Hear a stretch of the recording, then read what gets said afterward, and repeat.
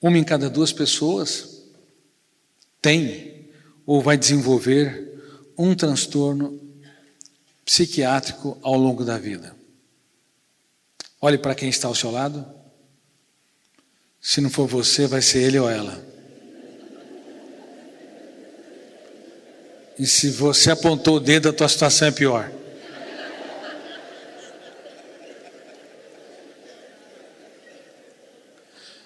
Metade da plateia dos alunos, metade dos colaboradores de uma empresa, metade dos habitantes de uma cidade, metade da população mundial. Guarde essa data, 15 de novembro, devemos atingir 8 bilhões de seres humanos. 4 bilhões, cedo ou tarde, deve desenvolver um transtorno psiquiátrico. E se você levar em consideração outros transtornos, como a síndrome do pensamento acelerado, a síndrome do padrão inatingível de beleza, síndrome PIB, a síndrome predador-presa, a síndrome do mal do logos estéreo, ou seja, você entulha a sua mente com informações, esgotando o seu cérebro, e são informações que não são utilizadas como conhecimento, e conhecimento não utilizado como experiência, experiência não utilizada para desenvolver habilidades socioemocionais, como pensar antes de reagir, trabalhar perdas e frustrações, se colocar no lugar do outro, a empatia, a ousadia, a capacidade de se reinventar. Então, quando você tem muitos dados, milhões de informações, e não as utiliza de maneira adequada, aquilo se torna lixo. É por isso que não é a quantidade de dados que determina o grau das respostas, a capacidade intelectual de um pensador.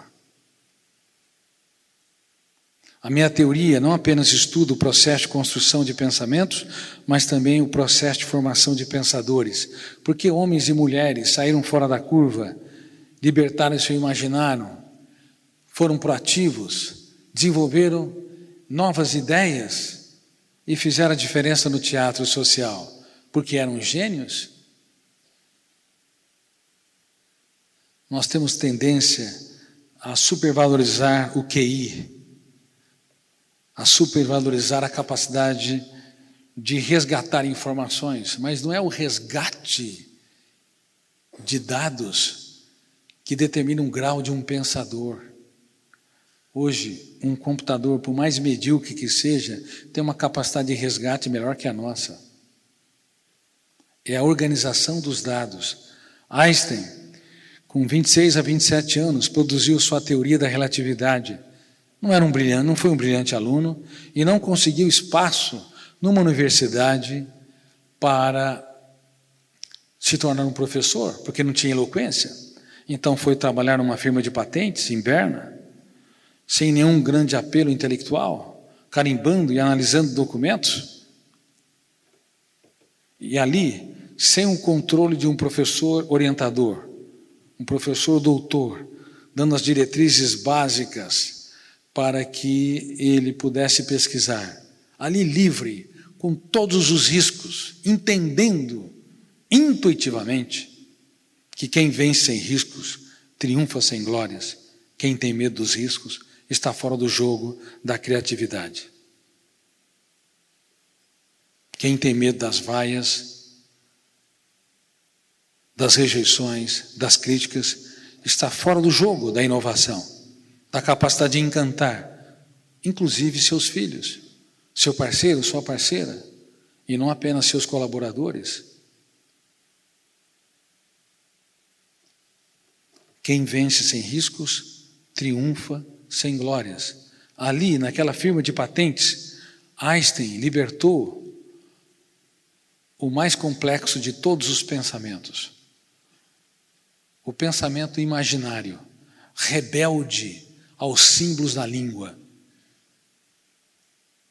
Nós supervalorizamos pessoas eloquentes, que falam de maneira apropriada, com uma cultura clássica, mas esse não é o mais nobre dos pensamentos.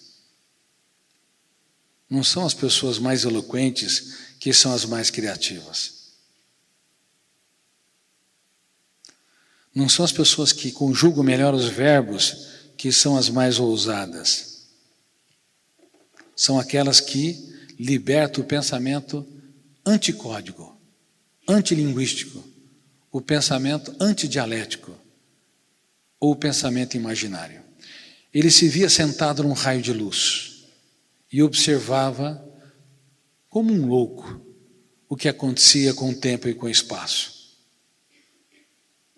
Assim, ele viu o mundo de maneira tridimensional e ele ousou, portanto, andar por ares nunca antes respirados. Ousou correr todos os riscos para produzir novas ideias. E, sem perceber, também usou outra ferramenta que é fundamental para